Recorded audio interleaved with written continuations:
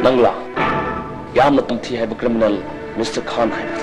Oh, Somla, anobula hai ba SP da. Mane, sakang na ba yamna fai. Na koi gumba sanga gum tamthi ba criminal ke avlaction of life ne. Ayo, nangi pam. Nangi no magi darkar life sinjak people apa police nan mo buhal na nangi. Sarang manung dalai ba nong sade afang sinjak sa jabu kaktani. Madu ki consequence nang kari orang khang tro. Khudong thiba kaya bo lengo na dun salibaina. Ano ba khudong thiba amagi damak na sunga da wana. Hey, bloody.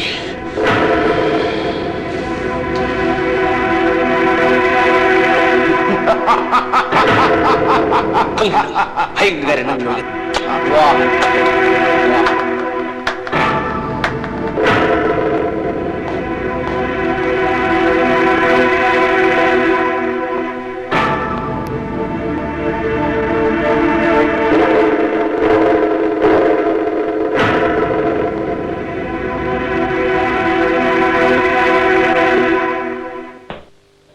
Sir,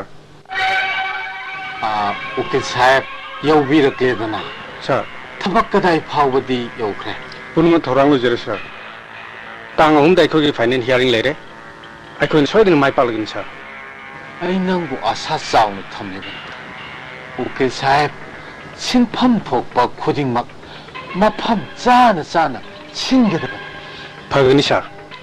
마망다 아이코이나 하이신 호다버리기 마이티가 한닥디 낭나 강나 따우거다번 자, 파레 여우로 아두그네 하잉 조이도 아이기 나가 타로 파그니샤. 몰라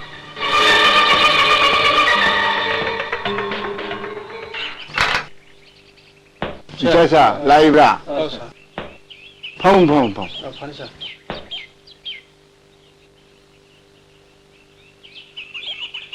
이bungo는 그런 거 프린스키 사라이 박항버 pau질기니 사.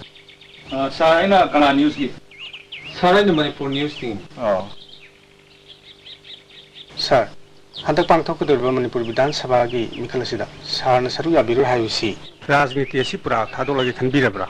아이 hꯧ지 라인디기 대발세 타도국이 와팜디 레이저디 당무참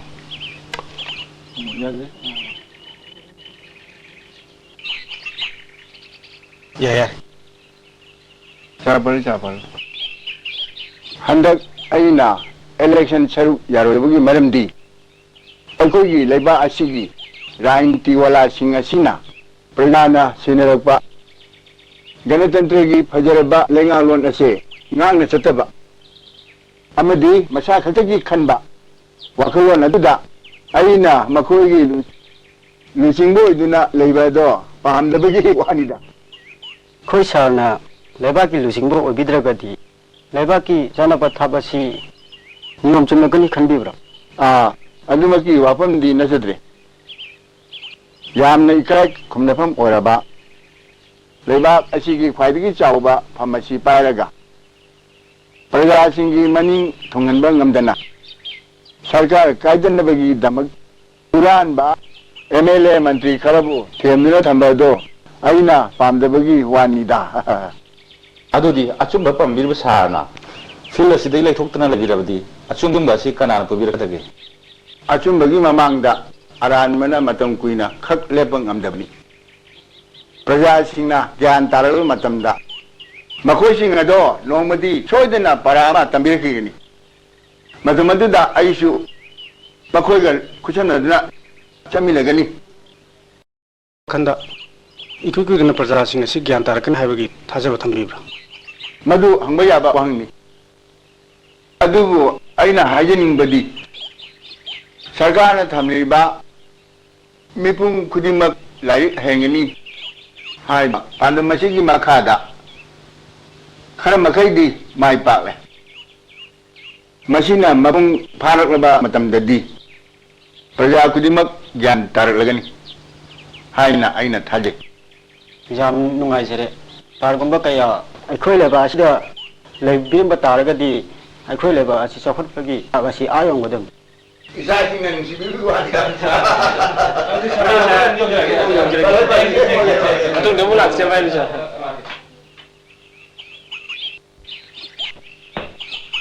isi bam bam Kaya yir pupu. nabok tayo ay kasi khara thengna halak ba yai meeting lai ko Au hai ye.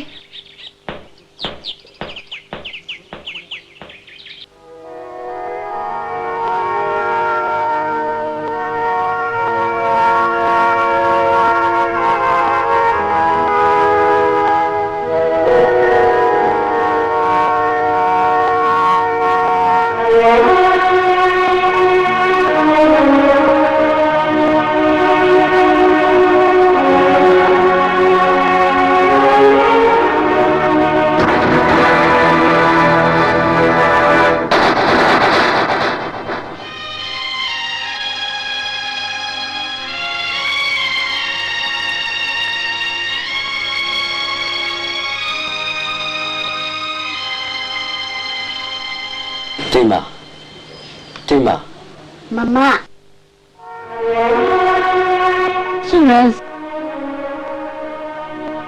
Isa Tobi. Suras, nakoy lagi bura. Hoy, Tima. Isa Tobi. Mama.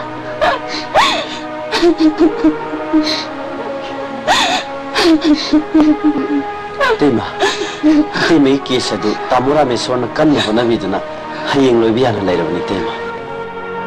Tamoduna aikoygidana awada mateng yamna pangbi. Magi tawbiman aikoy kawo yadi ko. Hoy, Tima. Nang interview ma pangthokane habdi pangthokrabra. Nahan tawkre Tima. Yamna nungaiki. Pare pare. Maduda mai pakjarabad. Kanadi paranidana. Icha Tobi school lepanda natra. Lepande Tima. Mama, nang ayeng yumda soydana laagoyro. Mama yingda soydana laani Icha Tobi. Mama soydana laakani.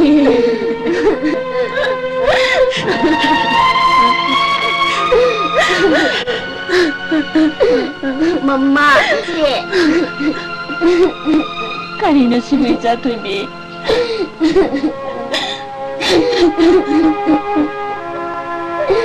Jadi nang ngecana bene.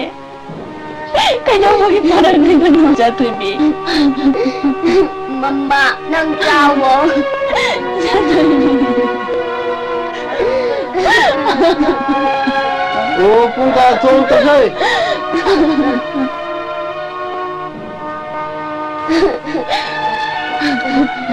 Tima. Ay tamura mesolo nagadaba malairi. Ay chalagi Tima. Tobi. Kakana ibig ko. Mama. Mama. Sa Tobi. Sa silaw sa Tobi. Mama.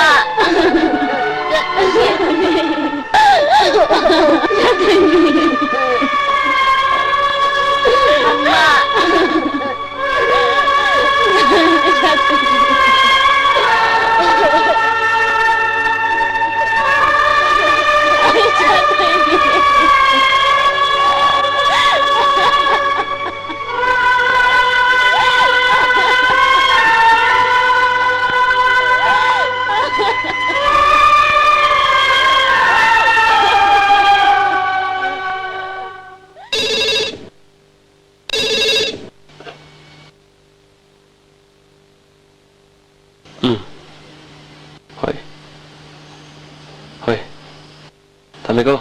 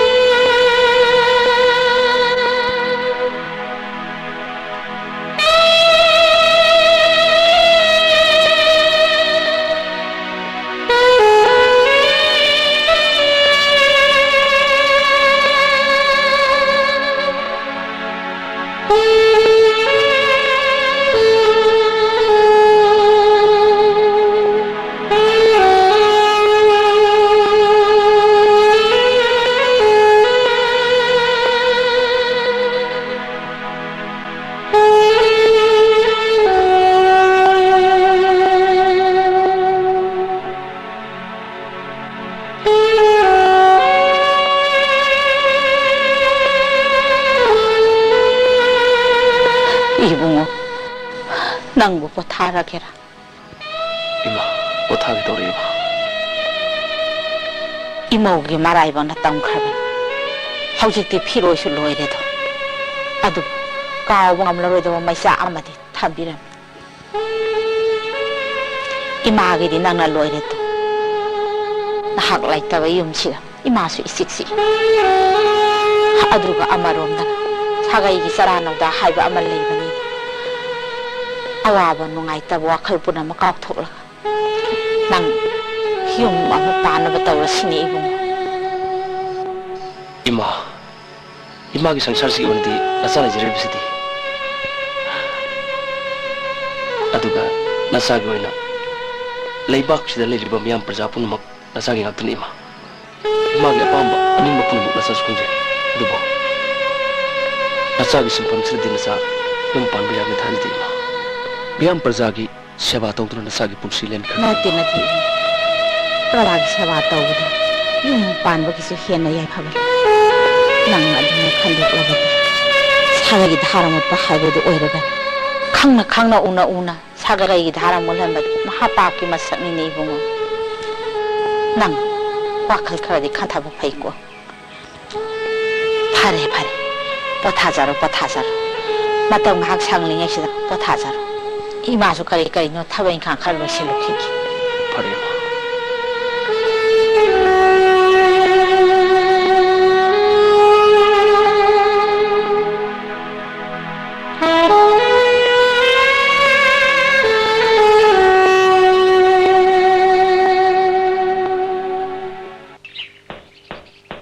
Thoibi, ngai ko se. Nangi botol lai hawe. Gani ka sogani tam chalu ko. Thoibi, noi gari ne hora bane. Chalo. Tam chalu tu ne. Au. Ai ni yaro be interview pass taw rete. Ha, kari hai bra. Asing bagi ro. Asing ni te ma. Asing ko pass taw re ko. Asing ni te ma. Adudi makhadi kari wali ba. Makha haibu bhaiba tawkini maduda paisa khara pihu ta ba te. Pi ta bane, paisa pi dani kadai dagi yadani. Adu education director du tamara mesar ga khangne du da ma ga tanar ga paisa khara pihu jin taw ni te. Adudi nang tamu du naru ro. Ai gi leiriba sanari kon singche loina kai thoklasi. Gari ji ji yom thokasi de te ma. Gari sidi yonbe yade. Asidi nayambana nang yamna pamjabududa leibirambani itaimana loina sungdaba langani chalo chak thoro Kenyam thong ite ma. itaimana hawai oina thonglabani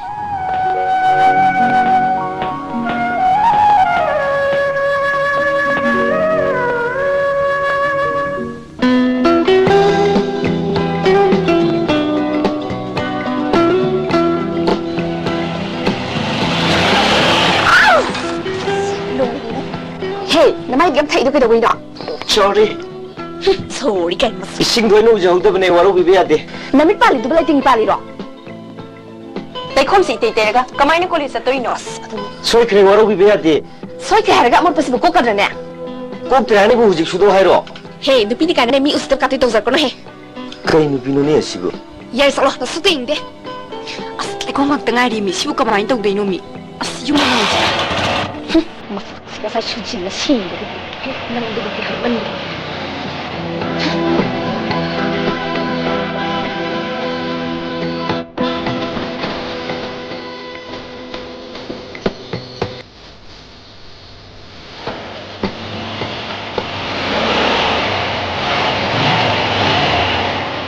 Ma, nang kai le. Tamo ka warin da sanin da sumlai ne. Kai wari no ne. Ai ni yaro ba interview hai to. Ai to ba. Gam do ba. Ai pastor ta ma. Yam phare ne tu de. Makha gam do ba. Bai ba to khini. Adu da paisa khara director da feminine si hari ba tam. mà Suras nang làm gì đó Oi te ma. Paisa de arrange to bro. Paisa de arrange to je tam. Yam phare ne tu de. Phare. Paisa to nang le ba kan sa long lo. Nong mai ge examiner pi ru lo le na ko. Hoi tam. Phare. Nang ya lo ko. hay mà Suras Te ma. nang bao sum le tu nang lai rồi bro lao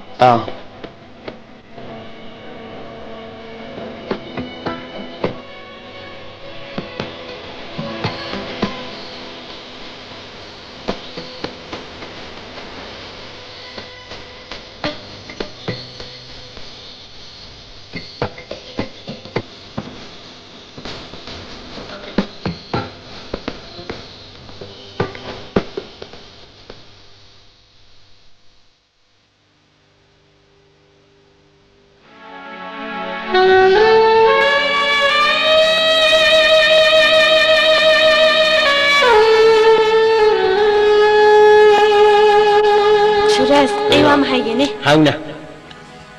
Ai nga matuma ma injira ke ba. Nami dushilo ba. Ayar inge. Yar ke shu. Ayar inge ne. Ilo ai di mi dushilo. Haubra. Hawe. Ai am ilagi. Nami shilo ga. Jumni luko. Nang huna bire dumana tau kunu ko. Tau he mi hamta da naya ka thosi. Naya ka thoga.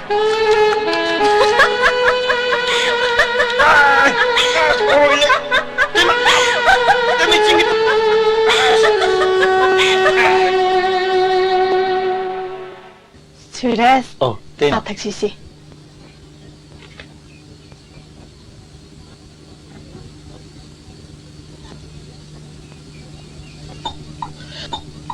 Sunita hoi di kam dau khuri te ma. Ai Sunita buro. Masa nupa ama phangjakri. Phare da. Romeo tisu thawak masa ama phangjakri. Yamna phare ne. Ngai khoi ne Suras. Ai nangonda wa ma haige na ngarakpa yam kuirabani ko. Kai wa noi te me hekta hai biu ke doge. Kaisu lei buwa na da. Ai khoi gi ne. Inau nupi mi lei. Kakagi mata. Ado nanga sakhna gero. Kandra ke lori ke dogi te ba du kai ka. Hai. Masakati amda phajaba jani. Lagi mata khangidena. Magi haibu kharadi langi. Arang maduna hena loina ba nungai dei te ma. Adu magi atopa boyfriend ka le ndo manjari ba isu. Nairam dong mandi. Magi haibu chumna panglang lang bagi wani. Adro mabudi aini hekta yahangeda. Nu mayum sida kauge. Nanga sakhangna tholaga loridena. Kandra ke lori ke dogi te ma. Ngai khone Suras. Nangbu kari tawba lakpano. Hantak ani yaw khiba interview da ngasi hadokpa. Adada pass tawbudu da tamo ne jage na lakpa. Education director do tamora me so yamna muna khangna budu da mangonda kai kai na khara pemineru si hage live.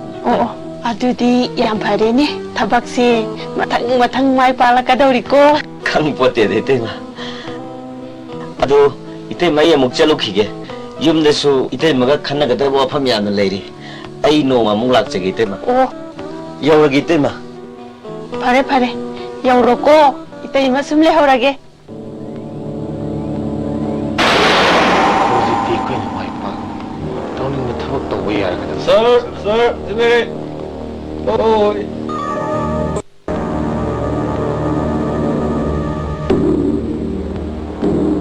Welcome. Oh, Suraji.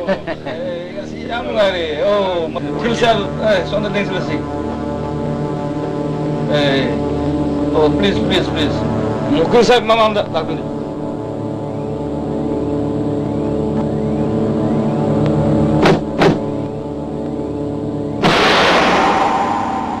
Hello, Shady Control Room.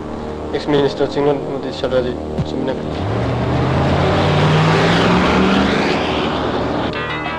Nahan ko lang sa pag-iising kapsa ko sa mga bago.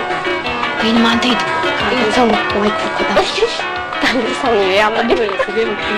May ito? Mami, yung tabo. Di ba magkagay? Nagmakamali. Isi! O Isi! Kalimutan lang kasama ko siya. O Isi!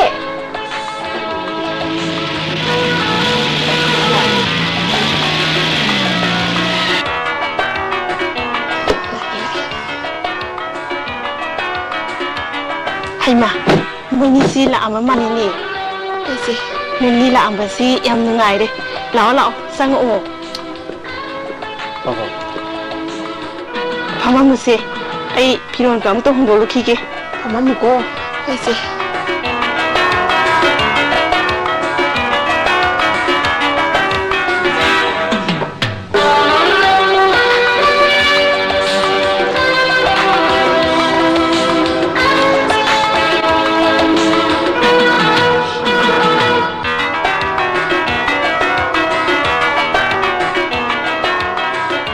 Aisi sako wa masalu ni. Ado yung luhok mamuk sa tayo. Naku ning halay ko ko. Oh, iti.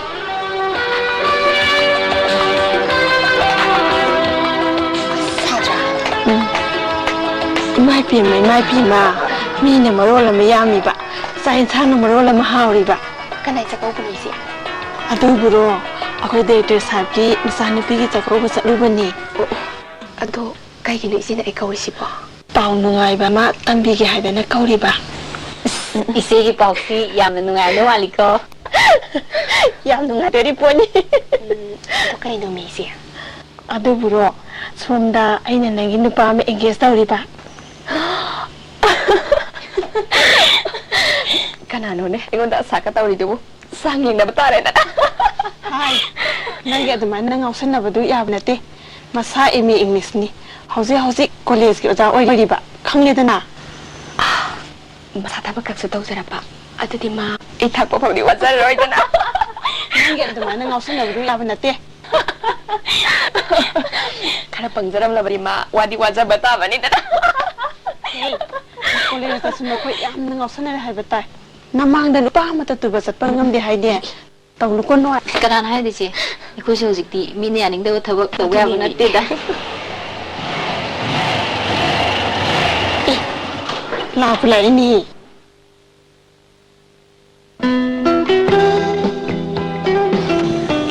ꯑꯁꯤ ꯑꯣꯏꯔꯦ ꯈꯪꯉꯤꯗꯅ ꯉꯁꯤ ꯑꯩ ꯇꯧꯒꯦ ꯌꯥꯎ ꯇꯧꯔꯅꯨꯀꯣ ꯂꯥꯛꯑꯣ ꯆꯪꯉꯛꯎ ꯂꯥꯛꯑꯣ ꯁꯤ ꯅꯈꯣꯏ ꯁꯛ ꯑꯃꯇ ꯈꯪꯅꯧꯁꯤ ꯅꯤꯉꯣꯏ ꯑꯁꯤꯁꯤꯅ ꯑꯩꯒꯤ ꯏꯅꯥꯎꯅꯨꯄꯤ ꯇꯝꯐꯥ ꯑꯁꯤꯅ ꯃꯥꯒꯤ ꯃꯃꯥꯟꯅꯕꯤ ꯕꯤꯖꯦꯇꯥ ꯅꯤꯉꯣꯏ ꯃꯥꯒꯤꯅꯅꯦ ꯁꯨꯔꯖ ꯂꯥꯛꯑꯣ ꯅꯈꯣꯏ ꯐꯝꯃꯤꯟꯅꯔꯝꯃꯨ ꯁꯨꯔꯖ ꯂꯥꯛꯑꯣꯁꯦ 이따ꯏꯅ ꯆꯥꯒ ꯂꯣꯟꯕꯤꯔꯛꯀꯦ ꯂꯥꯛꯑꯣ ꯐꯝ ꯂꯥꯛꯑꯣ ꯇꯥꯃꯣ ꯁꯨꯝ ꯐꯝꯕꯤꯌꯣ ꯑꯧ ꯌꯥꯅꯤ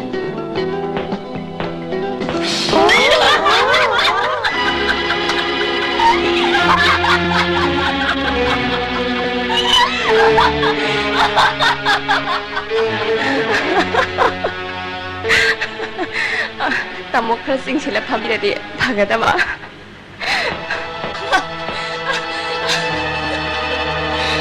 ꯇꯥꯃꯣ ꯁꯣꯛꯈ꯭ꯔ ꯃꯥꯜꯂꯦ ꯁꯣꯛꯇꯦꯗ ꯃꯤ ꯃꯃꯥꯡꯁꯤꯗ ꯃꯤꯌꯥ ꯍꯩꯒꯠꯇꯨꯅ ꯂꯩꯔꯤꯅꯤ ꯁꯦꯁꯦ ꯆꯥ ꯑꯃꯃꯝ ꯄꯥꯏꯅꯧꯁꯤ ꯁꯨꯔꯖ ꯃꯣꯏꯅꯤꯁꯤ ꯃꯌꯥ ꯌꯥꯝꯅ ꯍꯩꯒꯠꯄꯅꯤ ꯅꯪ ꯂꯥꯟꯅ ꯂꯧꯅꯨꯀꯣ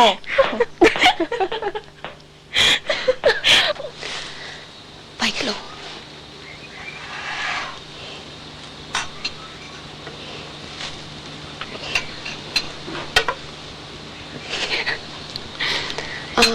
ꯇꯥꯃꯣ ꯆꯥ ꯄꯥꯏꯕꯤꯌꯣ ꯌꯥꯅꯤ ꯍꯧꯔꯁꯤꯔ ꯑꯩ ꯇꯧꯒꯦ ꯌꯦꯡꯀꯣ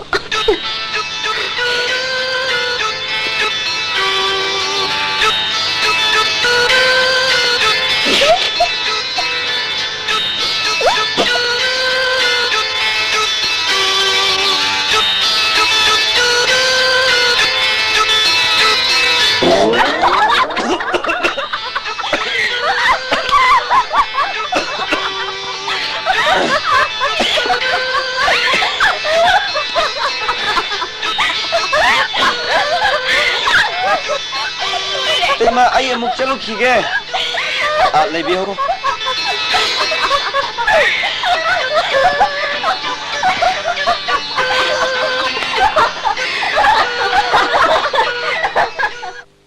ꯎꯀꯤꯜ ꯁꯥꯍꯦꯕꯀꯤ ꯍꯩꯁꯤꯡꯕꯁꯤꯅ ꯍꯟꯗꯛ ꯑꯩꯁꯦ ꯖꯦꯜꯗꯒꯤ ꯊꯣꯔꯛꯂꯦ ꯑꯗꯨꯅ ꯑꯩ ꯚꯣꯠ ꯂꯦꯞꯇꯕ ꯌꯥꯗꯕꯅꯤ ꯚꯣꯠ ꯂꯦꯞꯅꯅꯕꯒꯤꯗꯃꯛ ꯍꯧꯖꯤꯛ ꯔꯦꯗꯤꯗ ꯂꯩꯒꯗꯕꯅꯤ ꯐꯒꯅꯤ ꯁꯥꯔ ꯁꯔꯖꯤ ꯃꯌꯥꯝ ꯂꯩꯕꯤꯔꯦ ꯌꯥꯝ ꯅꯨꯡꯉꯥꯏꯔꯦ ꯍꯧꯖꯤꯛ ꯇꯥꯟꯅꯔꯝꯂꯤꯕꯁꯤ ꯚꯣꯠꯀꯤ ꯃꯔꯝꯗꯅꯤ ꯍꯟꯗꯛꯀꯤ ꯚꯣꯠꯀꯤ ꯃꯇꯥꯡꯁꯤꯗ ꯁꯖꯥꯖꯤꯅ ꯀꯗꯥꯏ ꯐꯥꯎ ꯉꯝꯕꯤꯒꯗꯧꯔꯤꯒꯦ ꯑꯩꯒꯤꯗꯤ एकदम रेडी ꯑꯣꯏꯔꯦ ꯄꯩꯁꯥꯒꯤ ꯑꯣꯏꯔꯕꯁꯨ ꯅꯪꯅ ꯂꯧꯅꯤꯡꯕ ꯃꯇꯝꯗ ꯂꯧꯕ ꯌꯥꯒꯅꯤ ꯑꯗꯨ ꯃꯔꯨꯑꯣꯏꯕꯗꯤ ꯑꯩꯒꯤ ꯈꯥꯟ ꯈꯪꯉꯦꯗꯅ ꯃꯍꯥꯛ ꯀꯔꯝꯉꯩ ꯖꯦꯜꯗꯒꯤ ꯔꯤꯌꯥꯗ ꯇꯧꯒꯅꯤ ꯃꯍꯥꯛ ꯌꯥꯎꯗꯕꯗꯤ ꯑꯩ ꯀꯔꯕꯥꯔ एकदम बर्बाद ꯑꯣꯏꯔꯦ ꯍꯥꯏꯔꯤꯕ ꯃꯤꯁꯇꯔ ꯈꯥꯟꯁꯦ ꯑꯩꯅ ꯅꯉꯣꯟꯗ ꯍꯥꯟꯅ ꯍꯥꯏꯈ꯭ꯔꯕꯗꯨꯅꯤ ꯃꯍꯥꯛ ꯑꯁꯤꯅ ꯁꯔꯥꯖꯤꯒꯤꯗꯤ ꯔꯥꯏꯠ ꯍꯦꯟ ꯑꯩꯈꯣꯏꯒꯤ ꯚꯣꯠꯀꯤ ꯃꯇꯥꯡꯗꯁꯨ ꯃꯥꯁꯦ ꯑꯗꯨꯛꯀꯤ ꯃꯇꯤꯛ ꯀꯥꯟꯅꯒꯗꯧꯔꯤꯕꯅꯤ ꯑꯗꯨꯅ ꯅꯪ ꯃꯥꯕꯨ ꯀꯔꯝꯍꯥꯏꯅ ꯂꯧꯊꯣꯛꯀꯗꯒꯦ ꯈꯜꯂꯨ ꯃꯥꯏ ꯀꯦꯁ ꯑꯁꯤ ꯑꯩ ꯊꯤꯒꯠꯄ ꯌꯥꯕ ꯊꯤꯒꯠꯆꯔꯨꯔꯦ ꯃꯗꯨꯗ ꯌꯥꯝꯅ ꯂꯨꯔꯤꯕ ꯋꯥꯐꯝ ꯑꯃꯅ ꯃꯉꯣꯟꯗ ꯄꯥꯜꯂꯤꯕ ꯀꯦꯁꯁꯤꯡ ꯑꯁꯤ ꯌꯥꯝ ꯁꯦꯔꯤꯌꯁ ꯑꯣꯏꯕ ꯀ꯭रिꯃꯤꯅꯦꯜ ꯀꯦꯁ ꯉꯥꯛꯇꯅꯤ ꯃꯍꯥꯛ ꯑꯁꯤ ꯐꯣꯔꯁꯤꯕꯂꯤ ꯅꯥꯟꯊꯣꯛꯍꯟꯕ ꯅꯠꯇꯅ ꯀꯣꯔꯠꯀꯤ ꯁꯥꯏꯠꯇꯒꯤꯗꯤ ꯃꯥꯕꯨ ꯂꯧꯊꯣꯛꯄ ꯍꯥꯏꯕꯁꯤ ꯁꯥꯔ ꯈꯔ ꯋꯥꯒꯅꯤ ओके सदाजी ꯀꯔꯤꯝꯇ ꯆꯤꯡꯅꯕ ꯇꯧꯕꯤꯒꯅꯨ ꯑꯩꯅ ꯃꯥꯕꯨ ꯁꯣꯏꯗꯅ ꯂꯧꯊꯣꯛꯀꯅꯤ ꯑꯩꯒꯤꯁꯤ ꯖꯦꯜꯒꯤ ꯃꯅꯨꯡꯗ ꯑꯩꯒꯤ ꯃꯤ ꯆꯞ ꯆꯥꯅ ꯂꯩ हेलो सरदार जी ꯑꯩꯒꯤ ꯐꯣꯟ ꯑꯣꯏꯔꯦ ꯍꯜꯂꯣ ꯀꯅꯥ ꯑꯣꯏꯔꯦ ꯃꯗꯨ ꯑꯩ ꯂꯥꯛꯇ꯭ꯔꯕꯗꯤ ꯚꯥꯞ ꯇꯥꯔꯔꯣꯏ ꯑꯩ ꯍꯧꯖꯤꯛ ꯂꯥꯛꯀꯦꯀꯣ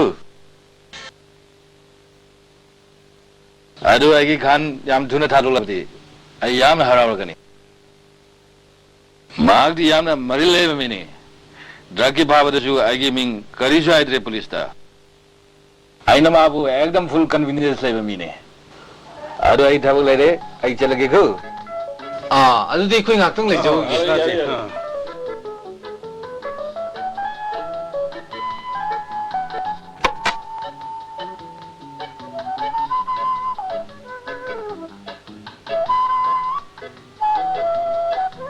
हेलो जेलर साहब लो आई एक्स मिनिस्टर चिंगलेने खान की वफम दुबु सक्सेस ओबिगदोरिब्रा खर सेक्शन होना बताई को थमगे को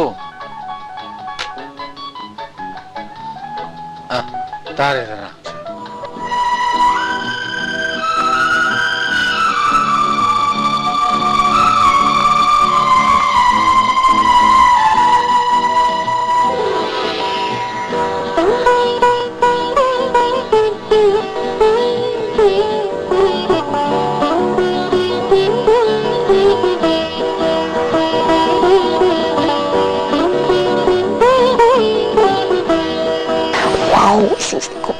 ꯑꯩꯗꯤ ꯄꯨꯔꯥ ꯉꯥꯎꯔꯦ ꯀꯅꯥꯅꯣꯝ ꯂꯩꯔꯤ ꯀꯩꯅꯣ ꯁꯤ ꯑꯣꯏꯔꯦ ꯑꯩ ꯇꯧꯒꯦ ꯌꯦꯡꯉꯨꯀꯣ ꯉꯁꯤꯗꯤ ꯁꯥꯟꯅꯕ ꯑꯃ ꯂꯩ ꯇꯧꯖꯔꯨꯅꯨ ꯐꯔꯛ ꯇꯥꯅꯔꯗꯤ ꯏꯕꯦꯝꯃ ꯃꯥ ꯀꯩꯗꯧꯗꯣꯏꯕ ꯑꯩ ꯇꯧꯒꯦ ꯌꯦꯡꯉꯨ ꯏꯕꯦꯝꯃ ꯅꯨꯄꯥꯅ ꯈꯤꯇꯪ ꯇꯥꯔꯦ ꯀꯤꯖꯗ꯭ꯔꯣ ꯑꯥꯗ ꯀꯅꯥ ꯀꯅꯥꯅꯣ ꯈꯔ ꯂꯩꯔꯤꯅꯦ ꯍꯣꯏ ꯃꯇꯥꯡ ꯆꯥꯅ ꯂꯩꯔꯝꯃꯤꯗ ꯃꯁꯝ ꯀꯥꯛꯇꯤ ꯐꯖꯩꯍꯦ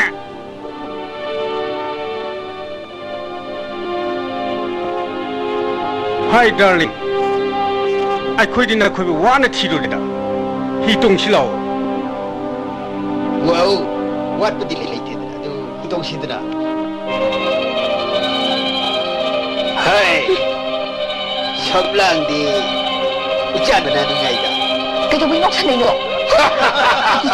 ꯅꯤꯡꯊꯤꯕ ꯃꯥꯏꯊꯣꯡꯗ ꯑꯁꯥꯎꯕꯒꯤ ꯃꯃꯤ ꯇꯥꯕꯗꯤ ꯍꯦꯟꯅ ꯑꯗꯨꯝ ꯔꯥꯁꯤ ꯍꯥꯞꯄꯤꯀꯣ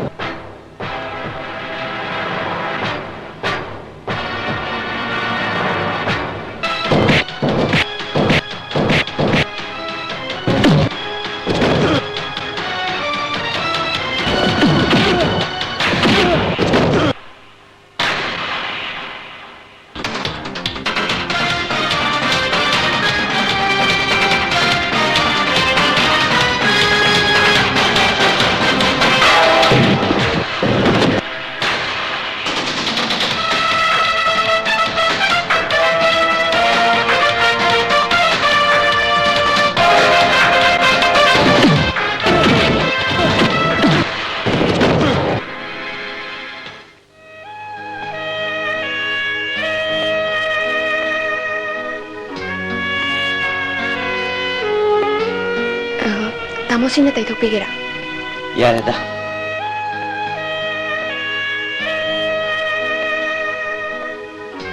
ꯇꯥꯃꯣꯅ ꯑꯩꯈꯣꯏꯒꯤ ꯌꯥꯝ ꯆꯥꯎꯔꯕ ꯃꯇꯦꯡ ꯑꯃ ꯄꯥꯡꯕꯤꯔꯦ ꯑꯗꯣ ꯍꯥꯟꯅ ꯃꯃꯥꯡꯗ ꯑꯩꯈꯣꯏ ꯇꯥꯃꯣꯗ ꯌꯥꯝ ꯂꯥꯟꯈ꯭ꯔꯦ ꯑꯗꯨꯒꯤꯗꯃꯛꯇ ꯑꯩꯈꯣꯏꯕꯨ ꯑꯦꯛꯁꯀ꯭ꯌꯨꯁ ꯇꯧꯕꯤꯌꯨ ꯑꯗꯨꯒꯤꯗꯃꯛꯇꯗꯤ ꯑꯩ ꯀꯩꯁꯨ ꯈꯟꯗꯦꯗ ꯑꯁꯤꯒꯨꯝꯕ ꯃꯐꯝꯗ ꯅꯨꯄꯤ ꯅꯣꯏꯗꯤ ꯆꯠꯇꯕꯅ ꯍꯦꯟꯅ ꯐꯕꯅꯤ 야야. 자치라.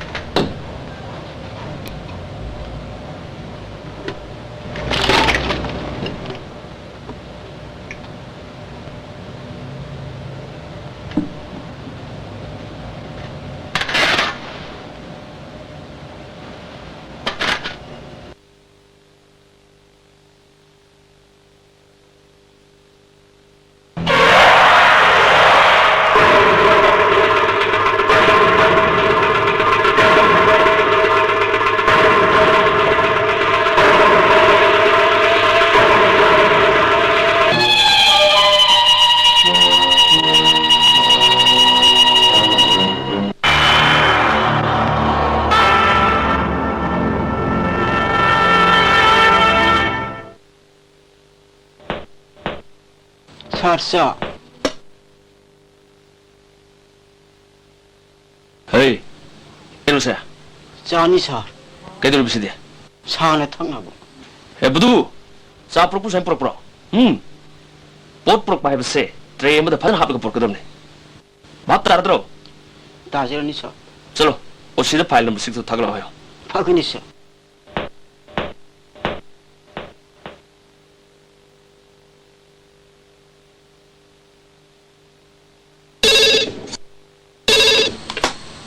Hello?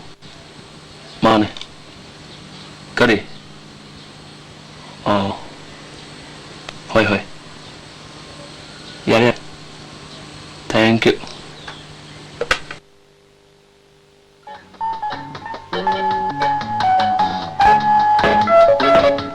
살 파인. Kay terus. Hey, kay no sibo. 파인 sir. Bye bro, sempura bro. 다는 펄펄하거든. 뒤도 하푸드다. Kaya 돼.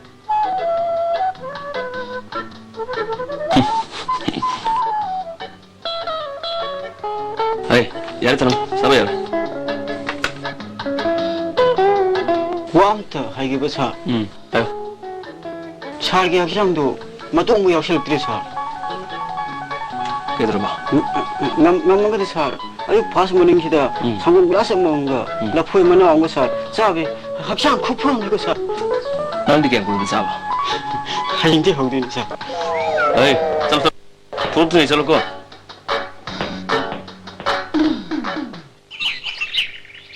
그나지 마승님 후이망이.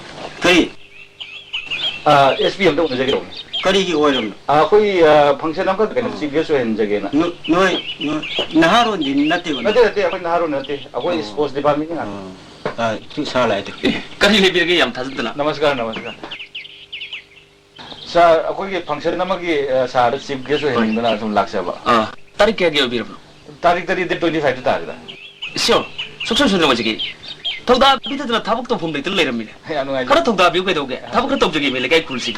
सार वैना इम्फाल ले नहीं था सा इम्फाल जी एकदम पीस हुई खराब नहीं था सार को मगा ले भी या भरनी Pangta tarik biu kayak ni.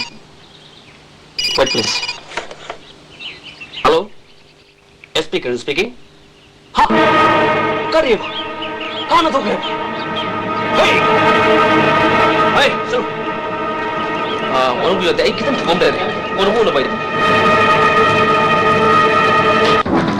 Hello? Saya bawa pun dua jelnya pas kalau. Hah?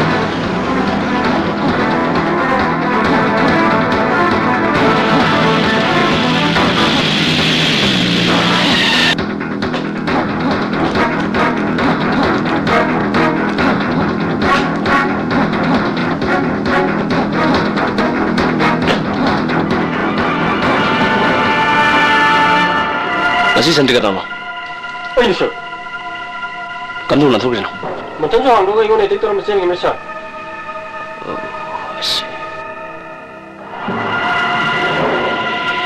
Sakti kan apa? Sir, ay na pizza ni.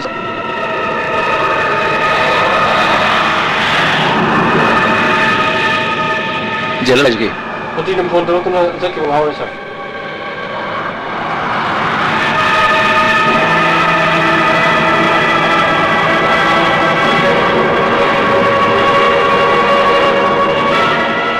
Super. Badro.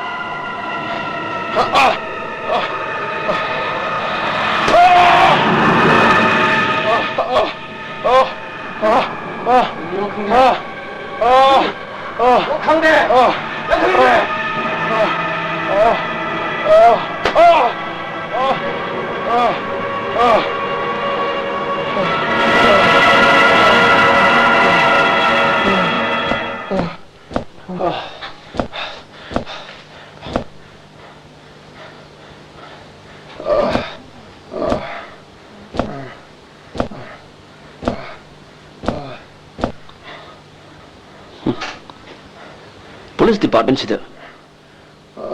Asok kuina thak topu sida. Nang manti yaw khitri. Uniform se selaga biam leba ki seva tok sedra. Noi koi asok sang batam thak tong na protro. Aduga ai koi masri marak nang na. Ai koi pramuk sibiap thak tur kai. Hey. Bang seng komo. Kan nan thong na phone ba nang kran sile. Hayo, kran sile hayo. Seng komo. Seng komo ko. Ay di kalian dikali desa. Sen kom ko ay nang kasi toro kan gi makuta soyo busi nang natraka toro adro masi kanani sumna Ay na nasa desa. nang nate Ay kali si desa. ang haro dro ang haro dro ang haro dre me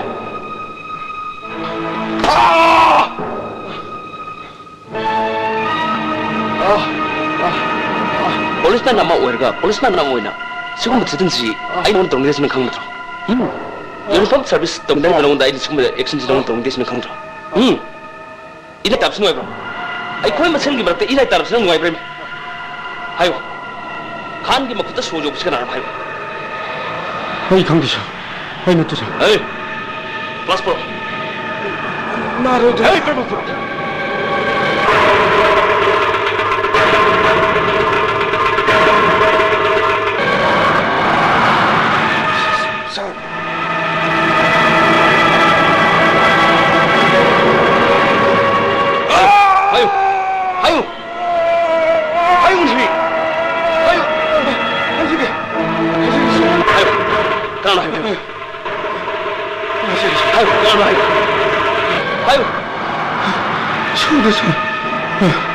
저도.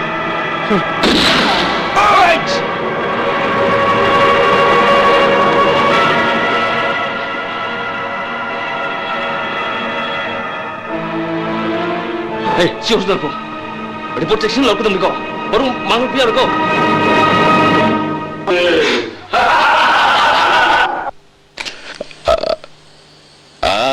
Ayi ning sungle. Ayi khana jeli riyadrok base. Ayam nungare. Ayi korbar all magol oirgani. Ay bablu. Haji. Ayi khana jel ki kisam sangda yam kuina lebase. Mag yam nawari.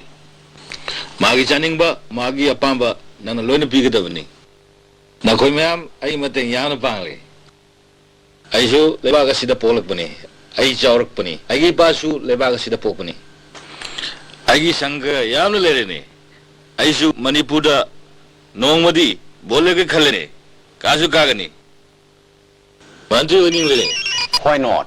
Hello? Karigi oidani. Sadarji ki damakta khal lei lejari basini. Turn his phone. Hello, Kanawari. Oh, Jana Sahib. Thank you. Aina nangbu, bahut salam tore. Khani ma famasi dale ne. Postmortem. Okay. Fana ba loina sin gading. Thank you. Shekhar. Ayeng nang hospital apo nuguraga chatpatare. हाँ जी Aduga Dr. Su, Mina Singna, Yangduna Lagadavni. Adu na Magi, postmortem ki report adu Galet Ohen Kravani. Mana Rumba Pondola Mabu Togodoni. Pauni Sardar ji Adudi, I'm Barisigo.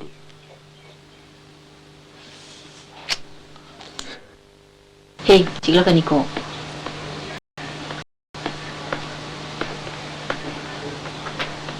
Ima, tamha lai hibra. Haima, bema, nang lai bra. Chango.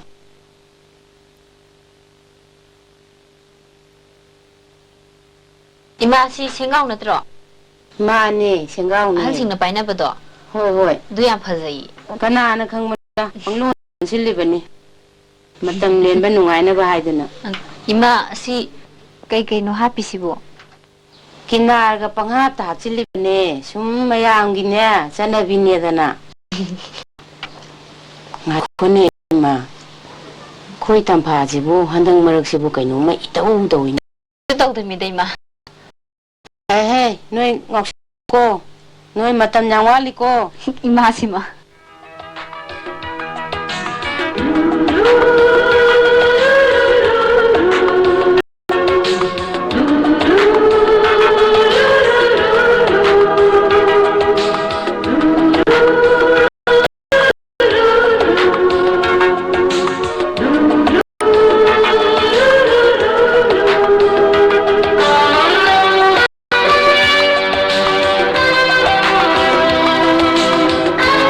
Kaidaurige, natantamon rang sanariro. Ma, hinsabi lao 파마시다. 타모. ꯑꯩꯗꯤ ꯄꯨꯔꯥ ꯉꯥꯎꯔꯦ ꯏꯕꯦꯝꯃ ꯅꯍꯥꯟꯒꯤꯗꯨꯗ ꯁꯨꯝ ꯅꯤꯡꯁꯤꯡꯉ ꯂꯩꯔꯕ ꯋꯥꯅꯤ Ngau ni bema. Lin na makon changa chummi hainaribudune. ꯑꯩ ꯃꯥꯒ ꯍꯦꯛꯇ ꯎꯅꯒꯦꯕ ꯂꯥꯂꯦꯡꯇ ꯍꯥꯏꯖꯒꯦꯕ Nahan hainakradayne.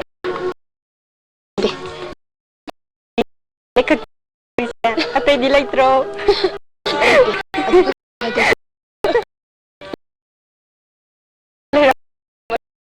Aduh, tamoy gadi muna.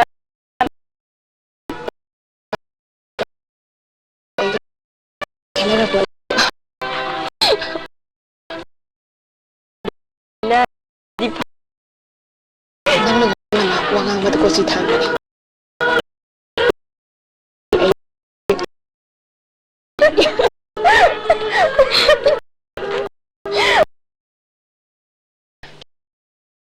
ꯊꯦꯡꯅꯕꯁꯦ ꯁꯨꯡꯐꯪ ꯐꯪꯗꯔꯣ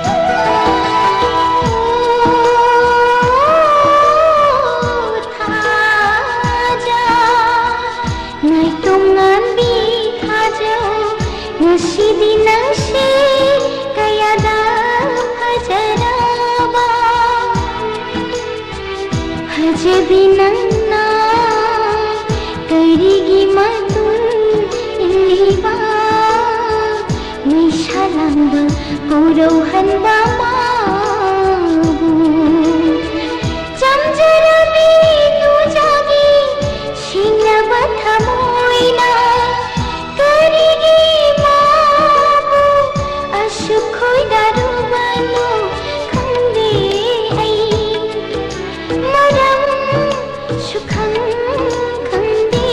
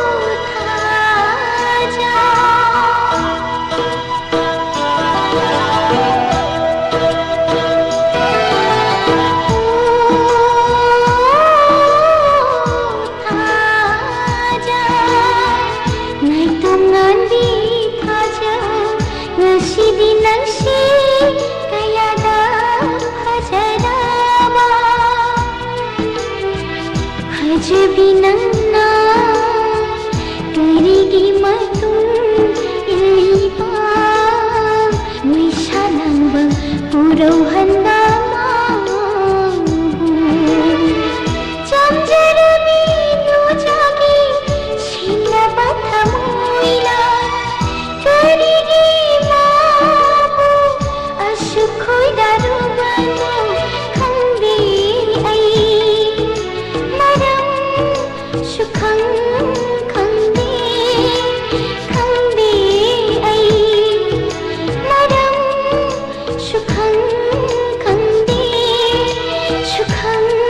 खंदे सुखं खंदे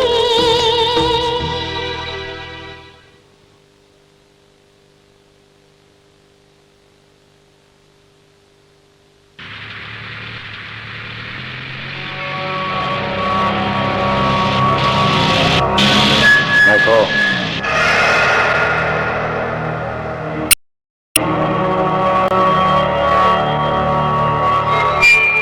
ꯀꯔꯤ ꯌꯧꯕꯤꯔꯕꯅꯣ? 고모, ꯑꯩ ꯈꯔ ꯊꯨꯔꯦꯅꯦ. 고모.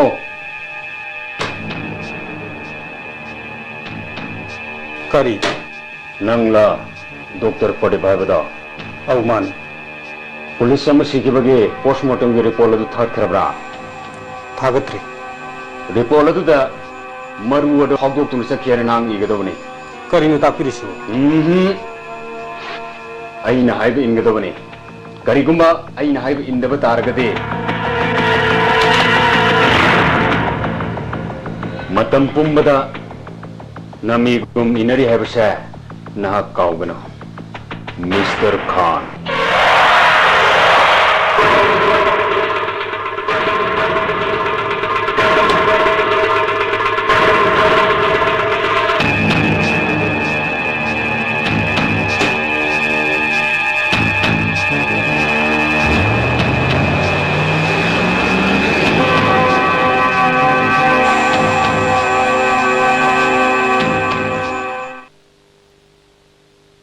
May I come in, sir?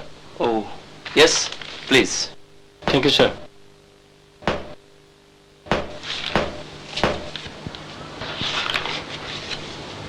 Sir, wafung amatang. Please.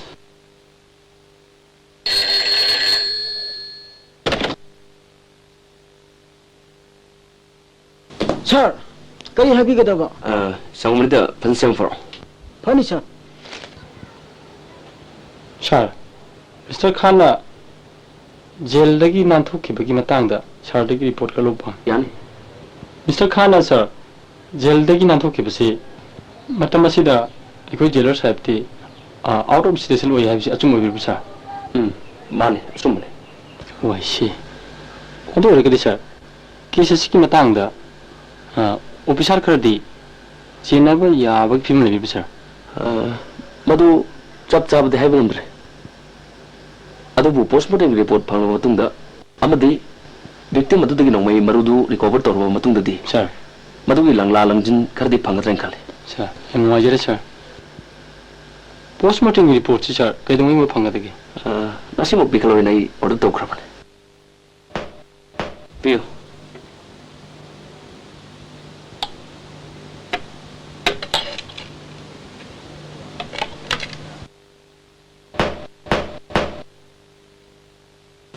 Sangum pais. Thank you, sir.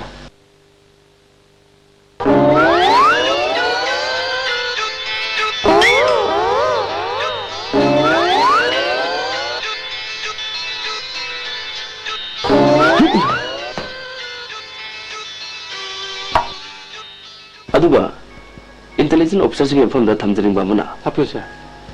Howjak Manipurgi situation sida. Sir. Maruida, Impal City Manunda.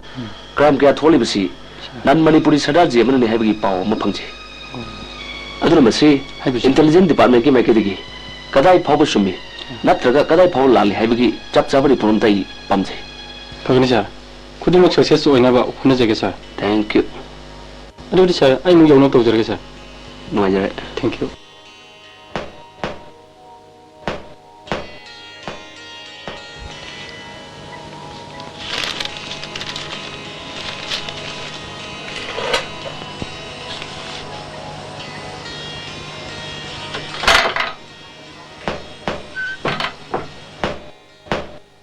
Chim le sir. Postmortem report ra.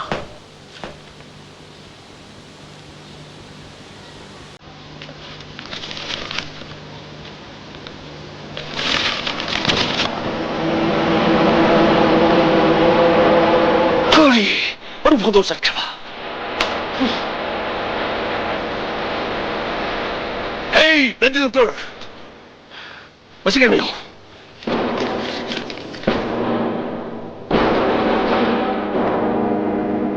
ꯑꯁꯤꯕꯗꯨꯒꯤ ꯃꯁꯥꯗ ꯌꯥꯎꯈꯤꯕ ꯅꯣꯡꯃꯩ ꯃꯔꯨꯗꯤ ꯀꯥꯏ ꯃꯗꯨ ꯃꯔꯨꯗꯨ ꯐꯥꯎꯗꯣꯛꯑ ꯆꯠꯈ꯭ꯔꯦ ꯀꯔꯤ ꯅꯪꯒꯤ ꯃꯔꯩꯒꯤ ꯕꯤꯠ ꯅꯝꯊꯛꯇꯕ ꯉꯝꯕ꯭ꯔꯣ ꯄꯩꯁꯥ ꯈꯔ ꯄꯥꯝꯕꯒꯤꯗꯃꯛ ꯗꯣꯛꯇꯔ ꯈꯨꯟꯅꯥꯏꯁꯤꯕꯨ ꯂꯩꯈꯥ ꯇꯥꯅꯕ ꯁꯤꯜꯕ ꯀꯩ ꯍꯥꯏꯕꯨꯅꯤ ꯍꯥꯏꯖꯒꯦ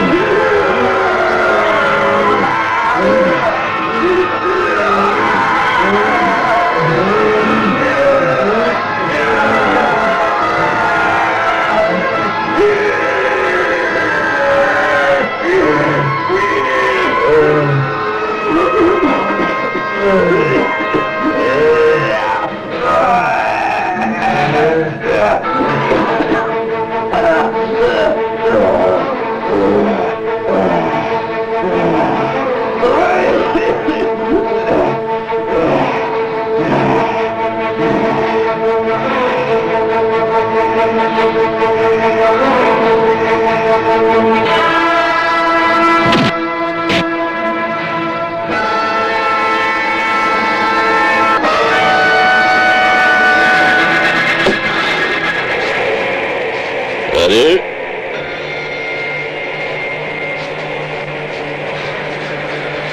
Thamna Baba SP. Nasidi Nangi, Nubigi Manata Tabada.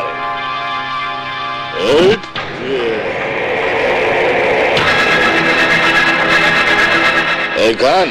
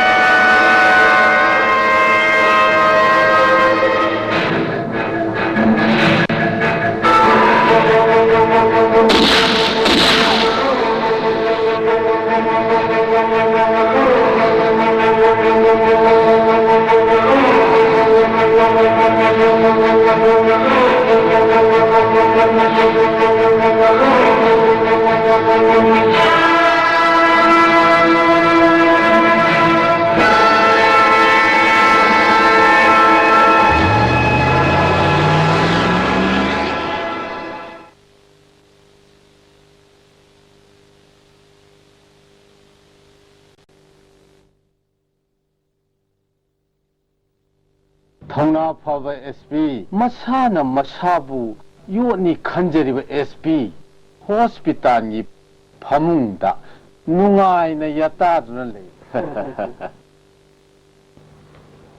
Chapai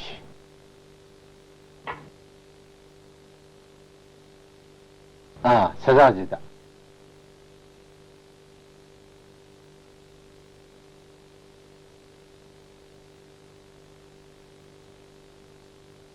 Thongna Phaba SP Nakuna Shimbadi Aigi Thu Nakina Takalaman Kumbadi Aina Tanjangai Lulebani Rojidi Tanjalo Yanuzare. I can't do Dario and Sarabir. Saraji Mumaya Masina, I would not call him. Saraji Levi in the mind. I in a plala yadi. Plala to give Mapum Pan Badi, Okin Sahib, none over time. Karikaram Bathorang Bigisa. Nang the hospital, Satuna, Dr. Sharga, SP Masada, poison cups in the door. Nothing, sir. Madam to the happy ID. Again, Saturday to the owner, Martin Barsi. No, ꯑꯩꯒꯤ suggestion ꯍꯣꯡꯗꯣꯛꯄ ꯌꯥꯗꯦ ꯅꯍꯥꯛ ꯁꯣꯏꯗꯅ ꯇꯧꯒꯗꯕ excuse me ꯑꯩꯕꯨ ꯉꯥꯛꯄꯤꯌꯨ ꯁꯥꯔ ꯅꯣ ꯅꯍꯥꯛ ꯉꯝꯂꯔꯣꯏ ꯑꯩ ꯉꯝꯖꯔꯣꯏ ꯈꯥꯟ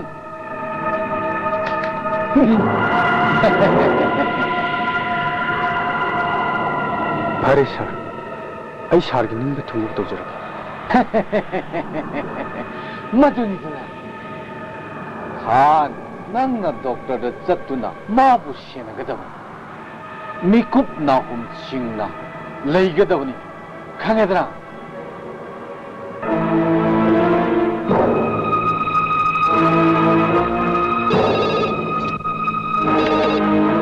hello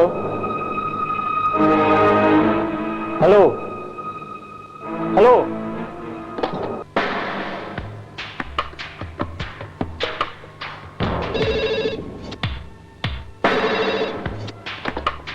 hello CID ꯔꯟꯖꯟꯂꯥ ꯃꯥꯅꯦ ꯁꯥꯔ ꯑꯩ CID ꯇꯣꯝꯃꯦ ꯍꯧꯖꯤꯛꯃꯛ ꯍꯣꯁꯄꯤꯇꯥꯜꯗ ꯆꯠꯄꯤꯌꯨ ꯀꯩ ꯑꯣꯏꯕꯅꯣ ꯎꯀꯤꯜ ꯀꯃꯜꯅ ꯗꯣꯛꯇꯔ ꯁꯥꯔꯒ SPꯗ poison ꯀꯥꯞꯀꯗꯧ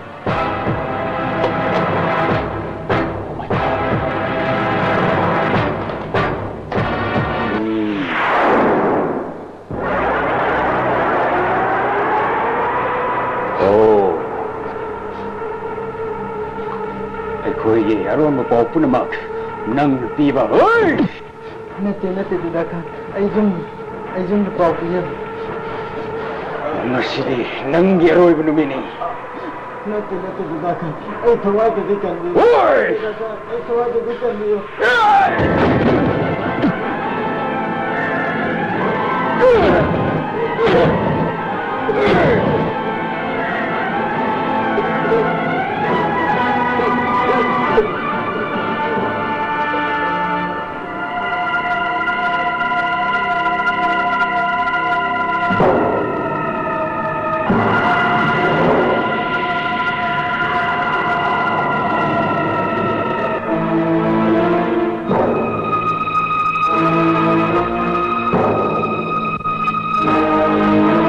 Good morning, doctor.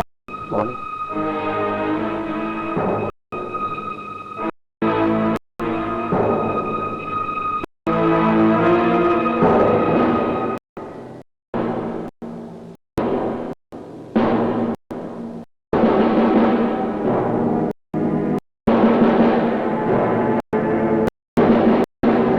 Ima. ꯑꯩꯒꯤ ꯏꯆꯥꯁꯤ ꯀꯔꯝꯕ ꯃꯇꯝꯗ ꯒ꯭ꯌꯥꯟ ꯇꯥꯔꯛꯀꯅꯤ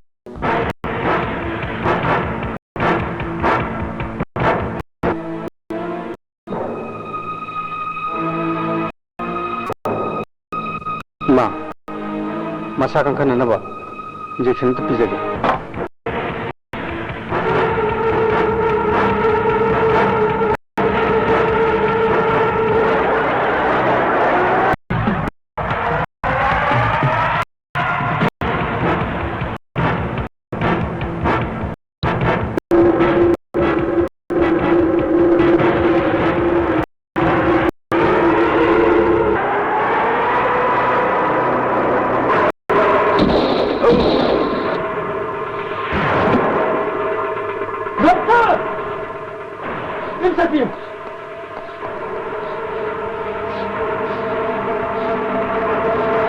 Kaya ko sila mismo.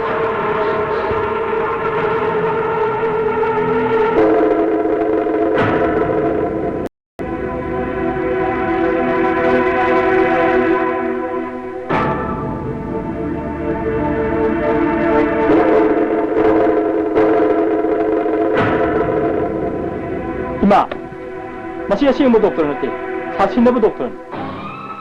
이봉호 같이 이사를 안 들어보지 아이 이사기 뻔치 오이랑 이마, 따보이디다. 마시 이코기 타오니. SP kiran gumba office sarama kan bai masi 이코기 타오니. kana koi kana kana lai. bisa sonda. 이마, kai TV. 아이가 security ki section 사람 보는 자게. 이비마 그럼 떨어봐 Ima, hujiti ko dusmo sa ating nalito. Kita sa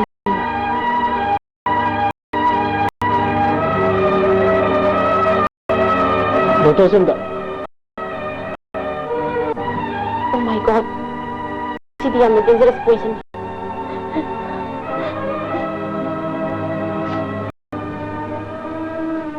이상이 말하이고 센터나 티나 따만 그래.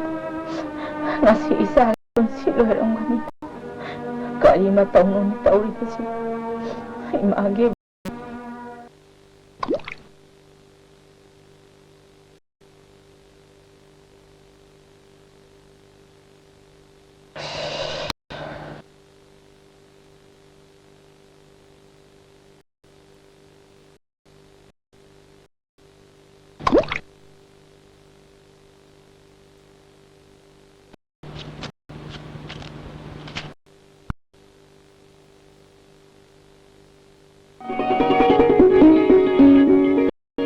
ꯑꯩꯅ ꯑꯉꯥꯡ ꯃꯆꯥ ꯑꯣꯏꯔꯝꯃꯗꯤ ꯅꯪ ꯇꯧꯔꯤꯗꯣ ꯈꯪꯉꯣꯏꯗꯧꯕ ꯅꯪꯒꯤ ꯅꯈꯨꯠꯇꯨꯗ ꯑꯗꯨꯝ ꯈꯪꯉꯕ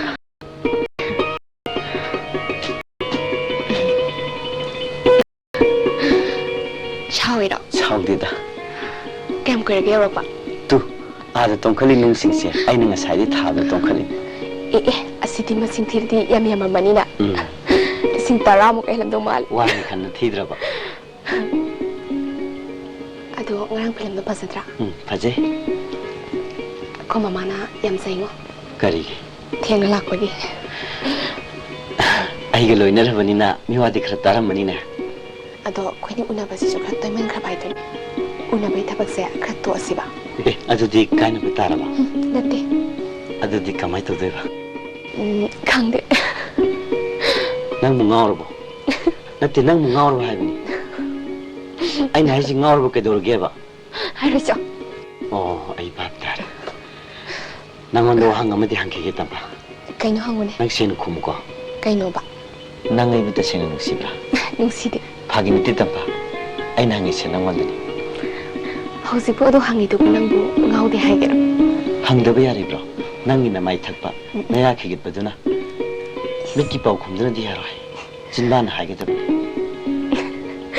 ꯑꯍꯤꯡ ꯇꯨꯝꯗꯕ ꯀꯨꯏꯔꯛꯄꯅꯤꯉꯣ ꯀꯔꯤꯒꯤ ꯇꯨꯝꯗ꯭ꯔꯤꯕ ꯇꯨꯝꯂꯝꯗꯥꯏꯗ ꯅꯤꯡꯁꯤꯡꯗ꯭ꯔꯗꯤ ꯃꯪꯂꯥꯛꯅ ꯁꯤꯌꯨ ꯍꯥꯏꯕꯗꯨꯗ ꯃꯗꯨꯅ ꯀꯤꯗꯅ ꯇꯥꯛꯄꯗꯤ ꯇꯨꯝꯗ꯭ꯔꯕ ꯃꯗꯨꯅ ꯇꯥꯛꯄꯗꯤ ꯑꯩꯕꯨ ꯅꯤꯡꯁꯤꯡꯗ꯭ꯔꯦ ꯅꯠꯇ꯭ꯔꯥ ꯅꯤꯡꯁꯤꯡꯉꯤ ꯄꯣꯠꯅꯤꯉꯣ ꯀꯥꯎꯈꯤꯗ꯭ꯔꯥꯅ ꯋꯥꯕꯩ ꯋꯥꯅꯤ ꯑꯗꯨ ꯐꯔꯦꯅꯦ ꯉꯁꯥꯏ ꯅꯪꯅ ꯀꯩꯅꯣꯝꯃ ꯍꯥꯏꯅꯤ ꯍꯥꯏꯗോ ꯑꯗꯨ ꯍꯥꯏꯔꯣꯗꯅ ꯍꯥꯏꯔꯣꯔꯥ ꯍꯥꯏꯌꯨꯅꯦ ꯉꯔꯥꯡ ꯀꯨꯊꯤ ꯌꯦꯡꯂꯨꯕꯗ ꯑꯩꯁꯦ ꯗꯣꯡꯗꯥꯡ ꯇꯧꯔꯅꯤ ꯂꯨꯍꯣꯡꯒꯅꯤ ꯍꯥꯏꯔꯤꯕ ꯍꯦ ꯑꯗꯨꯗꯤ ꯅꯪꯒꯤ ꯑꯁꯣꯏꯕ ꯑꯃ ꯂꯩꯔꯦꯗꯅ ꯑꯩ ꯀꯩ ꯁꯣꯏꯗꯣꯏꯕ ꯁꯟꯙ꯭ꯌꯥꯗ ꯐꯃꯨꯡ ꯆꯪꯈ꯭ꯔꯒ ꯆꯣꯏꯔꯣꯟ ꯄꯥꯔꯣꯟ ꯄꯥꯎꯅ ꯂꯣꯜꯂꯝꯃꯅꯤ ꯅꯪ ꯆꯨꯝꯗ꯭ꯔꯥ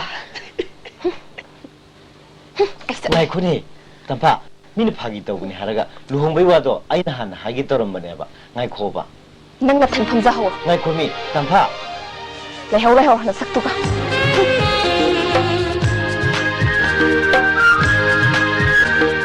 wahai amata haige lakpani hai wahai amata haige lakpani hai ondare nangi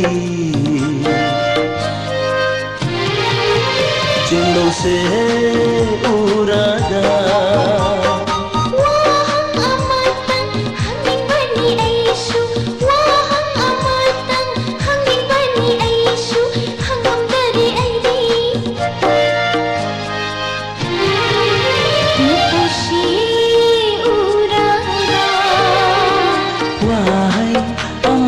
haige lakpani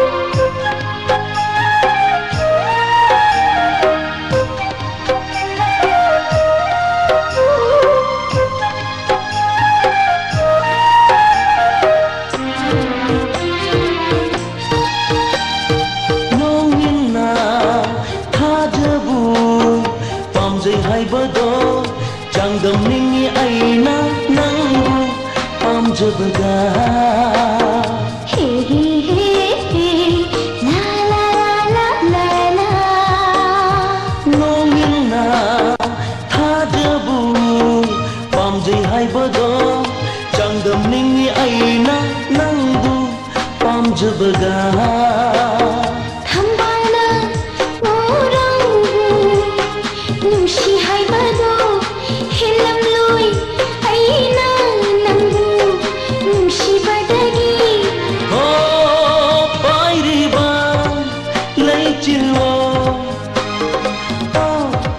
ngaihakang leptuna Pairiba Chikla Yinglang munang shuphairada tungduna Aina mabu kayada pamjaba Aina nangbu kayada nungsiba Wahai amata haige lakpani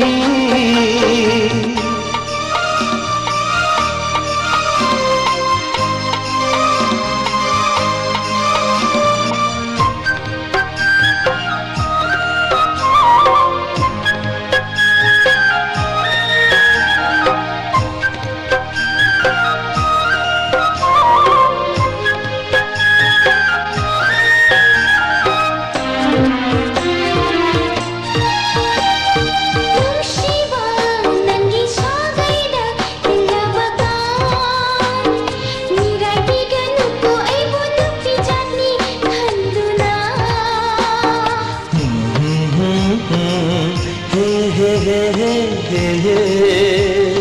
Nungsiba nangi sagaida ilabaga Nirai biganu ko ay bunok pijatni khanduna Janabi nahatna khombarakpado ngaiduna leiramge hawai nikhanna Shikliba Nungsiba Nungsiba magi mapau tambiu lepliba upalo janabi mana karibu hairiba Aina mamu kayada nungsiba aina nangbu kayada pamjaba Wahai amata haigi lakpani Wahai amata haigi lakpani Hailundari nangi Natausi uraga wahang amatang hanging bani aisu wahang amatang hanging bani aisu hangam dare aidi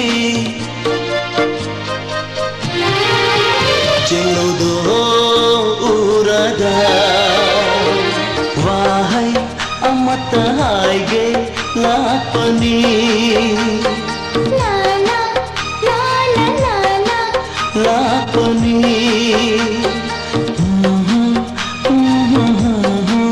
Lakpani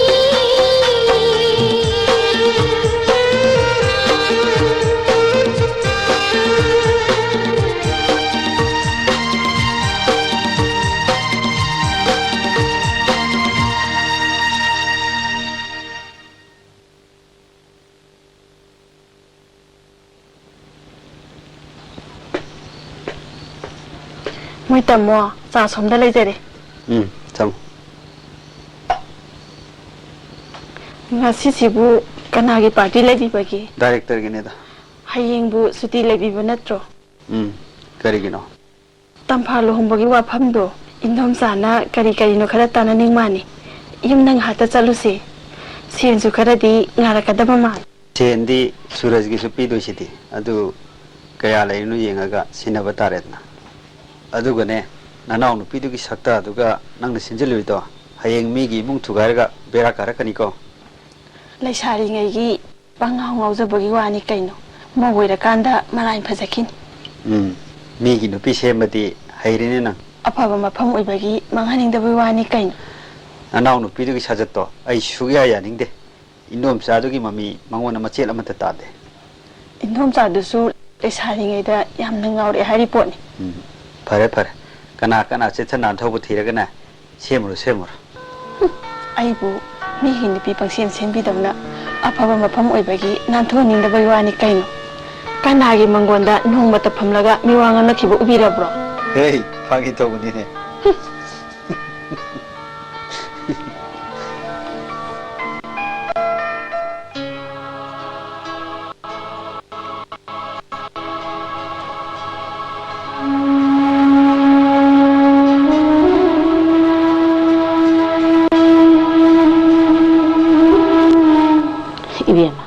ꯏꯆꯥꯒꯤ ꯐꯤꯕꯝꯁꯤꯕꯨ ꯀꯔꯝ ꯇꯧꯏ ꯃꯍꯥꯛꯅ ꯁꯨꯃꯥꯏꯅ ꯂꯩꯕꯁꯤꯗ ꯏꯃꯥꯗꯤ ꯇꯨꯝꯕ ꯆꯥꯕ ꯆꯪꯗ꯭ꯔꯤ 이마 이자들 레이저바니나네 이마들 레이컴 자풍 칸드리 이마 마사수 야면 파갈래 호지디 거리 숨차 그냥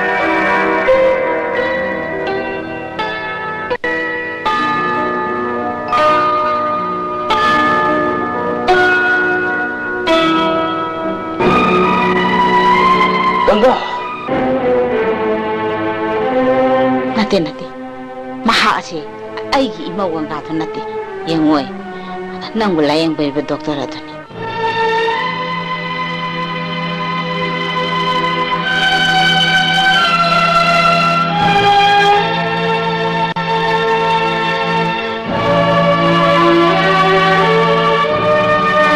영호이 베마 이만 하이버근 나학 아세 아이기 레키다바 이마 원가도가 야함나만 낭부 함해 우고 막다다 콩덕이 돈 파워 또 송크리바네 이상한 소방와 와비크래 와로고야 되고 까리기 와라고되기 이마 마시디 아이크기 통네 아이 까리수 칸데다 호지디 아이크이 미암 레디바니나 사기 분시간 바타고 아도 이마 호지디 까리수 사티니가 레트리 내학 포타기 서로고 누가이다 발레라바디 헥다 거비로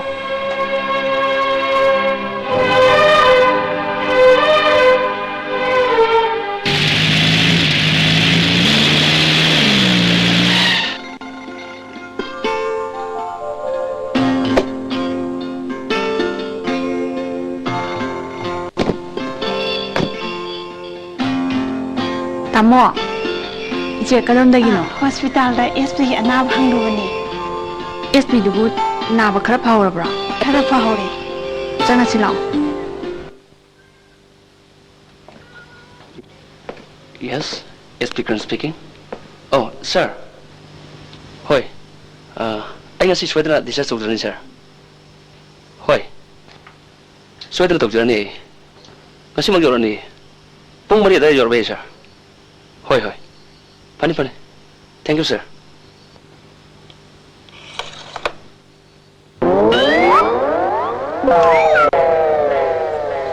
Sir. Hailam da sir.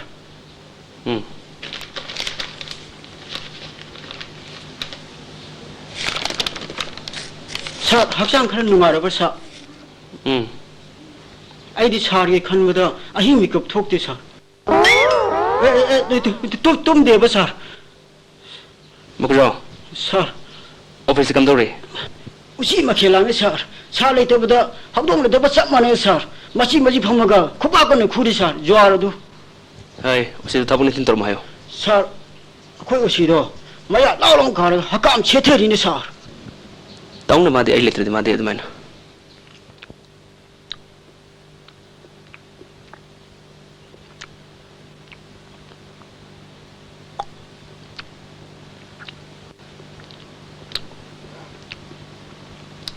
차시 리엠어버서 Karibno. 또 시제서 차시 탁부터 둥둥거리 하버서 E budu. Aduni thaknam tene. Kapnam ni. 깜 사라지 깜닝 그래다 Ang buke doroge. 나랑 대주 이돈 팔아서 Hey.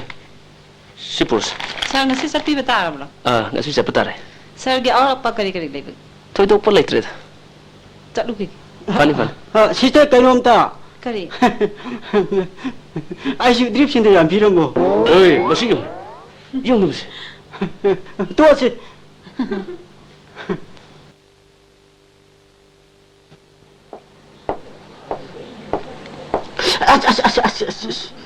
Good morning, sir.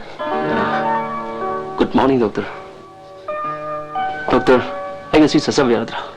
Hoy, yani. Ado, discharge ti horen nas to ina sum pisinjalagi. Hoy. Doctor gi punsida singam lo deba laman ke am ton sinjar. Adum na hebi anu da sir. Masidi doctor amagi duty tawzaba kaktani. Doctor, ay gisibu makata na se kapalak bagi darkar laikhi drasibu.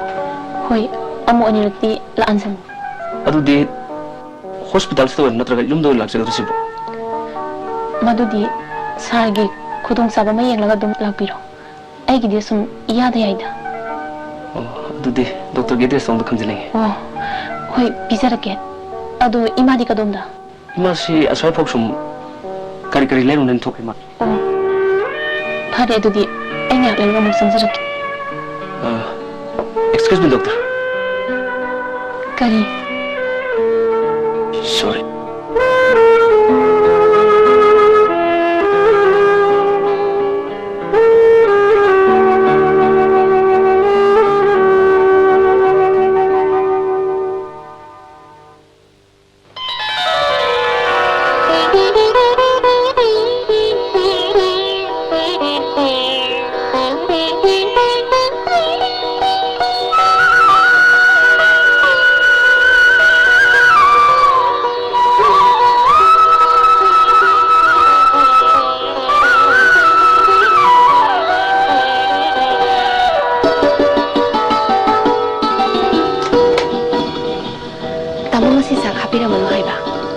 Nasi di cah pun, aku istirahat bisa jangan apa melere. Kayam theng han biar kado ini. Nah, ini theng halah besu, aku jadi tinang melere bunina, ngan dah halah ni dah. Nasi sibu tolong panglak kadro. Panglak apa ya? Kari gino. Haining babudi mayam leba, aduda hairaga itau tau biar tabasida talaba. Luhung ki bagi sian kerap putar ki bagi wani, adu kacu nang hai budai ya dah boleh tidak. Adu kau no hai uni. Taleda hairoi. Hayu kau dah ugi. Imanabiki po yang asobo malayba, ado lupa lising ani da bibiyo hai kataw bani. Ado horen ama bora besu itay maga khana raga yengsi. Itay maga khana dradi iya mag iya bidra bo hai sibo. Imong sige hisab ti itay mana pari bani na itay maga khana daba yada bani tapa. Wasa mi khangan ba yada ba hai bam dilay bani. Itay maga khangan mo kay dawge, mabo to pamiro. Yare khangzare. Tang dijo.